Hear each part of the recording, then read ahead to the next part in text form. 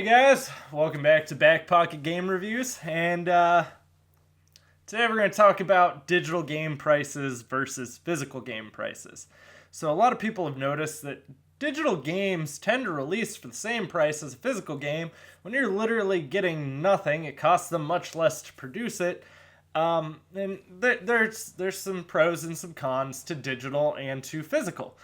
Such as, with a digital game, I can have it preloaded and boom, I can play right at midnight, right when that game comes out, which is how I bought Mass Effect, so that way I'll be able to stream it at midnight. Digital does tend to run some really good sales on games, though, like where you'll get them real cheap, much cheaper than what you can find them for in retail. But outside of those sales, majority of the time they tend to stay at a similar price.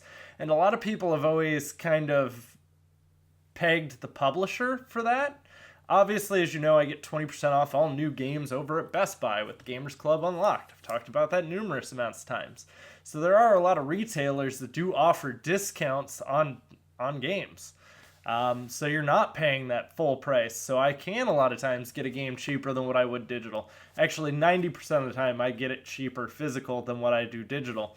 However, Nintendo was recently asked about why Switch games cost so much. There were a couple of games that came out that have already released on other consoles, but yet cost more on the Switch than they do anywhere else. And a lot of what came up in conversation was how much a Switch cartridge costs to manufacture versus a Blu-ray, which is correct. A Switch cartridge does cost a lot more to manufacture than what a Blu-ray does.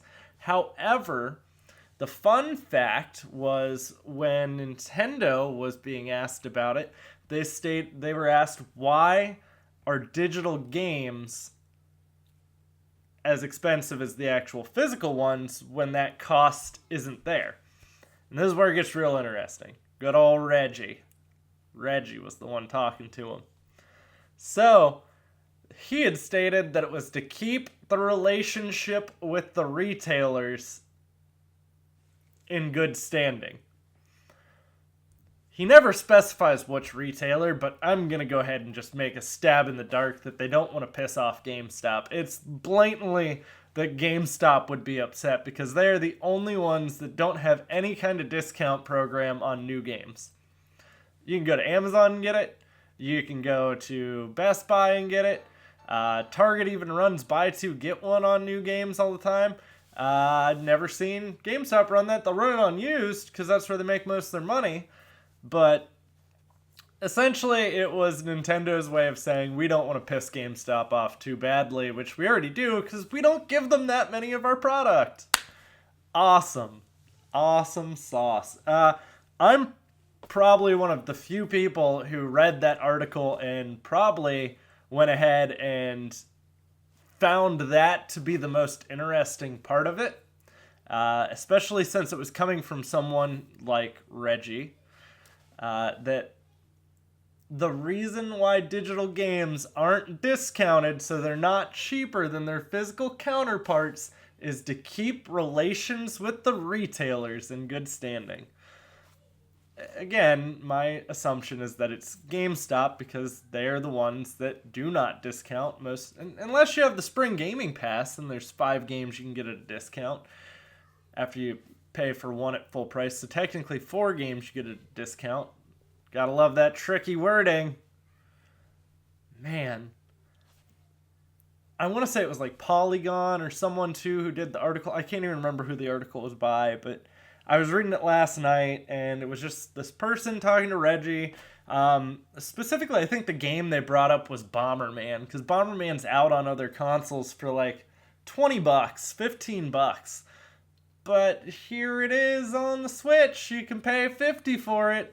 And they cited that how much Switch cartridges cost, but even when you really factor in how much a Switch cartridge costs, I don't think you're paying $25 a Switch cartridge. I could be wrong, but I also dislike Konami, and I think Konami is the biggest ripoff of a company ever, and the fact that they have no respect for the people who made that company, such as Hideo Kojima, and I found it very interesting that that all came out of that article. So guys, let me know what you feel about it. I'm going to run a poll too on this, so you can vote. It'll be on one of the cards up there. You can click on it, answer how you feel about it. If you feel digital games should be the same price as the retail version to keep retailers happy. Because I don't think that makes any sense. The retail version should cost more because you are getting something physical. You are getting the capability of trading it back in. But I do see where that, and maybe I'm interpreting it wrong too. Maybe I'm the only one who feels that those digital games should be cheaper since they're saving that money. But let me know how you guys feel about it. You can also let me know down in the comments below if you'd like. And don't forget to drop a like on this video if you enjoyed it. And you can also hit subscribe if you'd like to know when I make more content. Click that little bell. It'll give you a little heads up, a little ding whenever Nick makes a video. So, guys, thanks for watching. I'll have more content coming for you soon.